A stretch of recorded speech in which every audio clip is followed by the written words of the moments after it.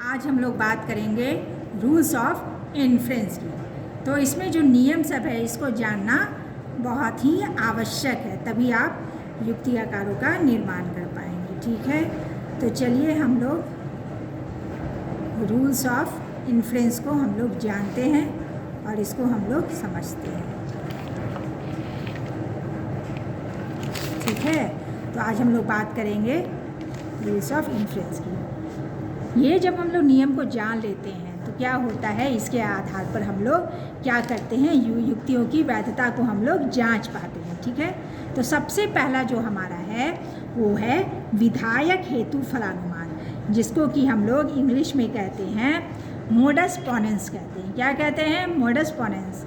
तो इसको अभी मैं लिख रही हूँ हेतु, विधायक हेतु फलानुमान। ठीक है, और इसको शॉर्ट में हम लोग किस तरह से लिखेंगे, यहाँ देखिए मैं शॉर्ट में लिख दे रही हूँ, विधायक हेतु फलानुमान। इसका कब प्रयोग किया जाता है? जब हम लोग युक्ति आकारों की प्रमाणों की वैधता को हम लोग जांचेंगे, यानी युक्तियों की वैधता के आकारिक प्रमाणों की जब हम लोग रचना करेंगे या जांच करेंगे तो उस समय इन नियमों की आवश्यकता होती है। तो मॉडस पोनेंस हो गया। ठीक है, तो इसको हम लोग इस तरह से मॉडस पोनेंस, और इसको शॉर्ट में हम लोग MP लिखेंगे। ठीक है, तो इसकी आवश्यकता पड़ेगी जब युक्तियों की वैधता की आकारिक प्रमाणों को जांचेंगे। ठीक है, तो P इम्प्लीकेशन Q अगर दिया रहेगा, P इम्प्लीकेशन Q है तो मेरा क्या हो जाएगा, P इम्प्लीकेशन Q, P दिया है तो हम इस तरह से Q निकाल सकते हैं। ठीक है, तो पहला मॉडस पोनेंस विधायक हेतु फलानुमान। उसी तरह दूसरा हमारा होता है निषेधक हेतु फलानुमान। ठीक है, निषेधक हेतु फलानुमान हम लोग शॉर्ट में क्या लिखेंगे, इसको हम लोग इस तरह से देखिए, शॉर्ट में इस तरह से आपको लिखना है। जब आप युक्तियों की आकारिक वैधता प्रमाण की जांच करेंगे तो इस तरह से आपको बनाना है, लिखना है। तो मोडस टॉलेंस की हम लोग बात कर रहे हैं। ठीक है, मोडस टॉलेंस। ठीक है, इसको शॉर्ट में हम लोग क्या लिखेंगे, MT लिखेंगे। ठीक है, अब देखिए P implication Q, negation Q रहेगा तो क्या हो जाएगा, हमारा निगेशन P आएगा। ठीक है, अगर P इम्प्लीकेशन Q दिया है, निगेशन Q, तो हम क्या निकाल सकते हैं, इसका निष्कर्ष मेरा हो जाएगा निगेशन P। अब हम लोग तीसरा में करते हैं। तीसरा मेरा क्या हो जाएगा, नियम क्या है रूल ऑफ इन्फ्रेंस का, हेत्वाश्रित न्याय। ठीक है, क्या है हमारा, हेत्वाश्रित न्याय है। देखते जाइएगा शॉर्ट में कैसे लिखेंगे, हम लोग इस तरह से हेत्वाश्रित न्याय को लिख रहे हैं। इसको इंग्लिश में क्या बोलते हैं हम लोग, हाइपोथेटिकल साइलेजम बोलेंगे। ठीक है, हाइपोथेटिकल हम लोग साइलेजम कहते हैं, यानी शॉर्ट में HS कहते हैं। ठीक है, इसको किस तरह से हम लोग निकालेंगे, P implication Q, Q implications R, इसलिए P इम्प्लीकेशंस R हो जाएगा हमारा। देखते जाइएगा हेत्वाश्रित न्याय क्या बनेगा, जैसे P इम्प्लीकेशन Q दिया हुआ है, Q इम्प्लीकेशन R दिया हुआ, तो कैसा हो जाएगा मेरा, P इम्प्लीकेशन R। ये हमारा कंक्लूजन है। अब चौथे रूल्स में हम लोग आते हैं। चौथा मेरा क्या है, वैकल्पिक न्याय। ठीक है, क्या है मेरा चौथा, वैकल्पिक न्याय। शॉर्ट में हम लोग क्या लिखेंगे, इसको इस तरह से हम लोग शॉर्ट में वैकल्पिक न्याय को लिखते हैं। तो इसमें क्या दिया रहेगा, इसको इंग्लिश में क्या बोलेंगे, पहले डिसजंक्टिव साइलेज। क्या बोलेंगे हम लोग, डिसजंक्टिव साइलेज।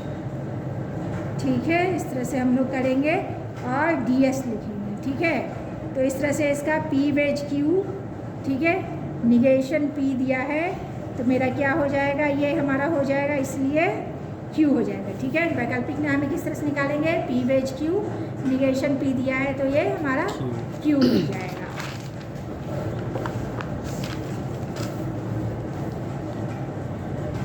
अब है इसके बाद हम लोग कंस्ट्रक्टिव डायलेमा, यानी कि विधायक द्विविधा को हम लोग पढ़ेंगे।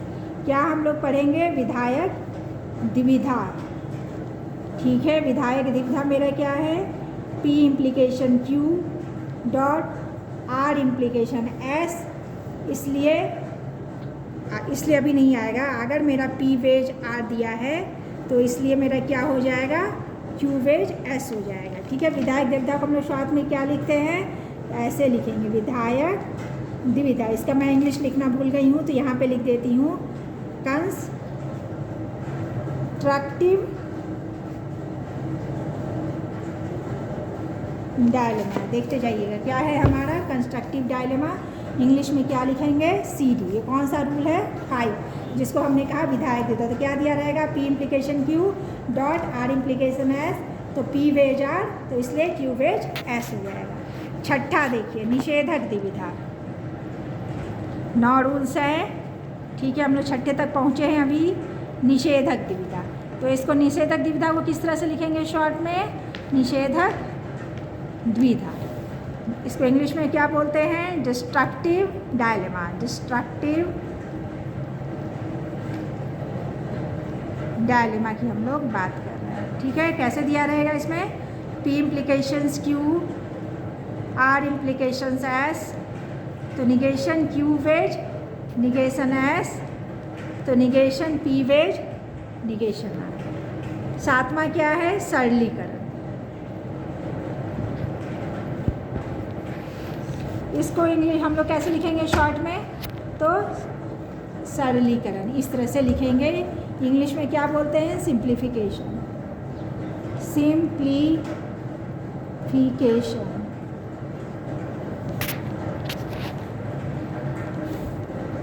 P डॉट Q, इसलिए P। 8वां।